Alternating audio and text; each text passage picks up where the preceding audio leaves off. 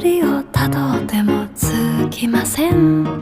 森の小さなレストラン、空っぽのポケットをまっさぐって忘れた人からたどり着く。予約は一つもありません。